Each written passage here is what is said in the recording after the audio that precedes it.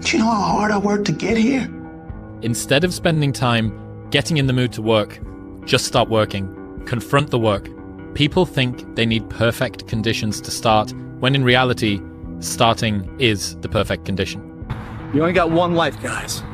Again, if you work it right, you only need one. People who don't have a sense of purpose, a mission, and don't have a consistent routine end up digging holes in their life. And it's not always Vicodin or some drug addiction. It could come as something benign as porn, gambling, overdrinking, too much television, things that slowly chip away at humanity, things that people use to escape, vaping, binge watching television. All of these things are digging holes in your life that ultimately you look back and you realize there's such a chasm between you and your spouse, that you and your kids barely know each other, even though you live under the same roof, that you've got this dad bod with a pot belly and pointy titties and pear-shaped. And you're like, whoa, where'd this come from? It was the absence of purpose and it was absence of routine.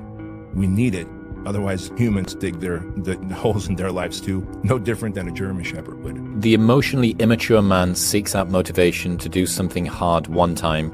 The emotionally mature man uses discipline to do something hard 1,000 times. You have emotional maturity. You realize that some days you're not going to sleep well. Some days you're going to wake up and you've got your schedule and everything's planned out and the poop hits the fan. You got to eat those shit sandwiches, right? And whether things go well or not that day, the emotionally mature man will still do what he has to do to stack his wins, to focus on his purpose. Whereas the emotionally immature man will say, well, I didn't sleep well, I had nightmares, so I'll stay in bed. I didn't sleep well, or it's raining outside, it's cold outside, I don't feel good. I just woke up and the airplanes hit the World Trade Center, so I guess I have to change my pattern of life.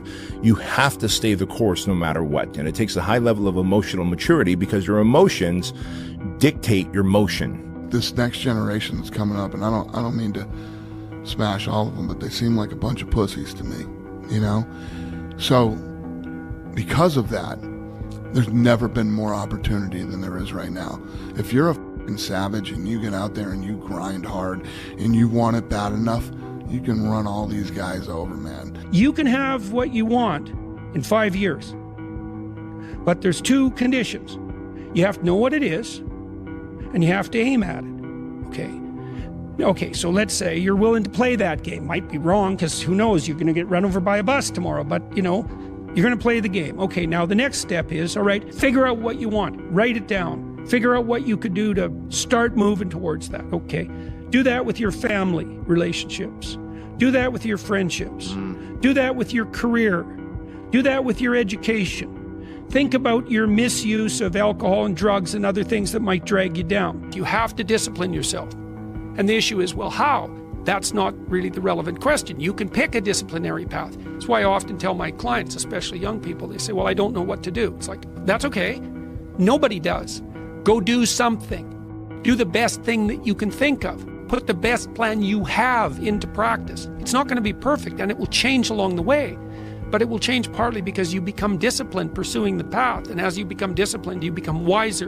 And as you become wiser, you become able to formulate better and better plans. The man who never fail, the man who never fell has no glory. The man who fell and got back up, that's where his glory is. The man who fell 20 times and got up 21 times, that man has even greater glory. Wow. That man has more courage, way more courage than the guy who was so strong from birth that he never fell. There's no glory in that.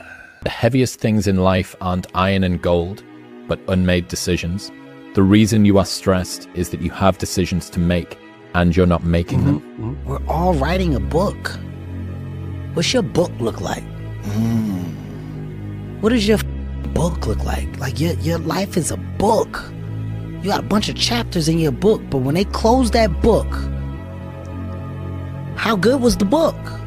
If your definition of success is win or lose, giving everything you've got and growing or learning along the way, then you're setting yourself up for success. I really think the biggest cheat code in life is just going after it and not being concerned of whether or not you fail at one specific task. Instead, understanding the big picture, what your long-term goal is, and knowing if you keep driving forward and never quit, in the end you will succeed. It is so easy to beat people today. They are so soft. They have no work ethic. No one can stick with anything. Everyone's distracted. They're on social media. They're counting their notifications because they can't stick with shit. They can't say no. Your excuses will destroy you and take everything that you ever wanted from you if you let them. Your biggest enemy is you. My whole book is about you battling yourself. People don't understand it's you against you. The only person that gets in your way is you. I had to invent a guy that can take any pain, any suffering, any kind of judgment. I had to build this callous mind, and I built it through suffering. If my life was a movie and someone were to watch it, I hope they'd be inspired to take risks, not just risks to achieve success, but embrace feeling, both pride and shame, fear and excitement. Personally, I want to experience as much life as possible, and that only happens when you embrace the highs and the lows. No one's gonna come to help me. No one's gonna come to help me. It's me against me, period. And so I had to man up. And I said, the first thing I gotta start doing is facing every fear I have, no matter what the it is, man. And these things would keep me up at night. No one, people who are hearing this shit, they will never really understand and grasp when you face these things and so many things, how they keep you up and haunt you at night. But if I'm feeling bad, that doesn't mean I'm doing bad. That doesn't mean I am bad. That doesn't mean that I can't still take some action. Because, yeah, nothing changes and nothing changes, man. Yeah. I don't care how good you are in anything. You don't have discipline, you ain't nobody. Right. You're nothing without discipline. Because you give up under the slightest struggle without discipline. 100%. I mean, discipline is doing what you hate to do, but do it like you love it. Doing what you hate to do, but do it like you love it. Nothing's permanent. Nothing's permanent. That's why I'm always big on, you have to keep what you want to be in the front of your mind. Because you're going to always lose it within the suffering. Unchosen suffering is going to happen in life. Mm-hmm. Your parents are going to pass away, loved ones are going to die, your relationships are going to break down, your body is going to fail you, you're going to become ill or sick or destitute.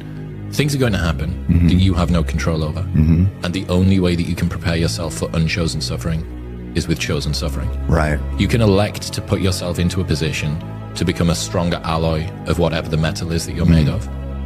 And by purposefully choosing difficult things, you will armor yourself against that situation. It's still going to suck. Hard times create hard men.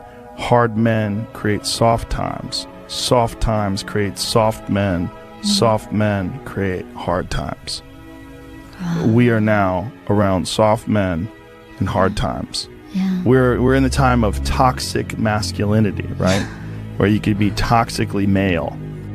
The more you put into anything in life, the more you're going to get out. Now, for whatever reason, people understand this. And they understand that the more you put into building a business, the more you're going to get out of it. The more hours you spend working on anything, the more you are going to get out. This is probably one of the heaviest hammer blows, I think, for today, this next one. This is a real hammer blow. Anger tweeting? Great. No, it's not. It's an existential one. Oh, fun. You've already achieved goals you said would make you happy. You've already achieved goals you said would make you happy. Because if I just think, well, tomorrow I'm just going to coast and eat Twinkies and watch TV. Oh, hello, sadness, my old friend. Hello, depression. Because when you're not doing anything, you feel like shit. You're 300 pounds. Where's the motivation when you can't read and write? Where is it? So how did this happen? I just did. I just did. I said, maybe at the end of this journey, there'll be something there for me. If not, I can read. If not, I'm 185 pounds. There's no magic potion. There's no, oh, let me wake up and look at some shit. No, all those words are overused. You gotta be willing to do the work. You can speak about it all day. The easiest thing in the world to do is to complain, blame, and quit and settle. That's the easiest thing in the world to do. But it takes real work to deconstruct and to reconstruct the thought process and the mindset of an individual when they're trying to change something. That's why I always say to people, what's more important, what we acquire or who we become? You're a man. You are a man. Stand up and be a man. Make the hard decisions. Make the sacrifices. Make the unpopular decisions. And become comfortable in your own skin. And if you are not a person that you are comfortable being alone with, that is the one person in this universe that you have full power, full right, and full responsibility to change. And what's interesting about most skills is that the amount of effort that it takes to maintain a skill versus the amount of effort it takes to grow a skill is like 1/10 the amount of effort. And so this is where the effort arbitrage is so important in terms of allocation. And so if you do a 4 out of 10 on 10 things, you will make progress on none. You will make the same amount of progress that you could have made if you just did 1 out of 10, which is none. You just don't regress. But the extra 3 points that you save on the 9, you could put on one other item and have a 10 out of 10 or a 13 out of 10 in effort. And then after every periodized chunk of time, have a big W or win that you can look back on and say, I did that, and therefore I am. I get happier about the harder it is because I know that no one else will follow. It's a selection effect. And I think if you can shift from this is hard to no one else will be able to do this, then it flips from being this thing that you're like, oh, poor me, to oh, poor everyone else who's going to have to fucking try. Listen, every day when you get out of bed, life's standing right there to kick you in the fucking face, man. And you have to be ready for it, and you got to deal with it. You can't curl up into a ball. You can't run away from it. You can't hide. You have to take all this shit head on. You've got to work harder. You've got to commit more. You've got to take more responsibility. You've got to deal with more ups and downs. And if we can deal with that question, how much are you willing to suffer? I work with gold medal champions, and they suffer every day. They work enormously hard. They sacrifice enormous things in order to get that success. You might think that life is unfair. You might think that life dealt you a bad hand, but I'm here to tell you life will give you exactly what you tolerate. And if you've been tolerating mediocrity, you've been tolerating average, you've been tolerating this victim mentality that you're carrying, then guess what? You have exactly what you deserve. I don't deserve to be that man, but I can still do the things that can create it. And that also means that I have to go through the circumstances that would create that man, which means that if I have unbelievable big dreams and big goals, then I have to go through hard times. It's like hate. The hard times are a requisite for success. And so if you're going through hard times right now, it means that you're on the path to success. And it's not that you're on the wrong path. It's the feeling of being on the right path. You can believe you're not worthy of a thing and still attain it. You can be adamant that your efforts are going to go badly and still succeed. You can grip and grasp and fear and it ruin the enjoyment and be totally unwarranted and things still go well. You can have no self-belief and show up anyway. You can want more for yourself without knowing exactly what that looks like. You can doubt the process, question your talent, be uncertain that you're making progress, disparage your accomplishments, permanently feel like you're not working hard enough no matter how hard you work, never give yourself a break, fail to fully feel gratitude, be terrified of never reaching your goals, and still end up in a place that your 20-year-old self could not imagine you'd ever get to. If you're going through that right now, and I promise you, every single person who wants to do something with their life and has done something with their life has gone through the exact chapter that you're going through. And it's the lonely chapter. It's the chapter where you don't fit in with your own friends, but you don't have the outcomes yet to fit into a new group of friends. And you're doing this thing, you're consuming content on the internet, you're doing these free tutorials online to try and figure out how to set up a podcast and where do I host this thing? And then you're going through this and you're like, is this even worth it? Because you have no signs of success, right? But if there's anything that you can take away from what we're saying right now is that the sign of success is the hate that you get along the way. And what you can't do is bend the knee to their hate and fit back into the conformity because it's comfortable and it's warm. Because like in the Matrix, when Trinity opens the door, when Neo's about to go take the red pill and he wants to get out of the car, she says, Neo, you've been down that road and you know exactly where it leads. And I know that's not where you want to be. And then he closes the door. Like right now, this moment that you're going through is Trinity opening the door and being like, you could go back, but then you'd have to remember exactly what the reason was that you decided not to go out to begin with, just because you listen to this podcast and you consume this content, you're like, do more than this. 99% of people in the world are convinced that they are incapable of achieving great things, so they aim for the mediocre. The level of competition is thus fiercest for realistic goals, paradoxically making them the most time and energy consuming. If you are insecure, guess what? The rest of the world is too. Do not overestimate the competition and underestimate yourself. You are better than you think. Don't take today off. Not today. Wait until tomorrow. Don't give in to the immediate gratification that is whispering in your ear. Shut that down. Do not listen to that little voice. Instead, go through the motions. Lift the weights, sprint the hill, work on the project, get out of bed. Now, as an overall rule, I do not like procrastination. You need to get things done. Everyone does a few reps when the burn starts and they stop. No one goes the extra mile and keeps going. Like no one's in here right now. Why? Because it's Saturday evening, everyone's going to party, no one's in here. This is me. You know, no one goes the extra mile. The thing about traffic jams, guys, there are no traffic jams in the last mile of the race. It's just you and your shadow. In the beginning, everybody's there. All the pretenders and the contenders. They're all there. But the last yard of life, the last mile of the journey, ain't nobody but you and your shadow. Traffic jams don't exist that far, because everyone else has already given up. A blade does not become strong. It does not become tempered until it's been through the fire. Until it's been through the fire several times. And this is just your first or second time through the fire. And there's a lot of hammer work that has to take place. And then you're going to have to go back in the forge again. And it's hot. And it melts you down and you're uncomfortable. And then life is going to pull you out and it's going to put you on the anvil and it's going to hammer on you some more. And you're going to say, what? Am I done yet? Am I a sword for the ages? No. No, you're not. You're not done yet. Embrace the process.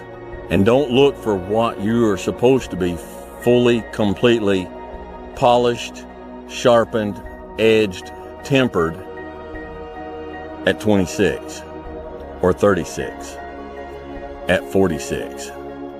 You've got a lot more forge time left. You've got a lot more hammer blows left. And it takes time. But if you will patiently embrace the process, then by the time you get up in years, you can be a man that you're proud of. A year from now, it's going to happen like that. And who is your future self? 1 year from now, who is it?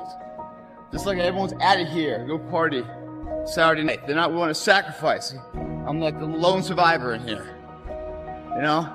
Tonight will be over with too. Tomorrow I'll be stronger for it. Another day will go by. 365 of them happen so fast. Who are you going to be in a year from now? And in a year from now, does that future person hold regret or pride?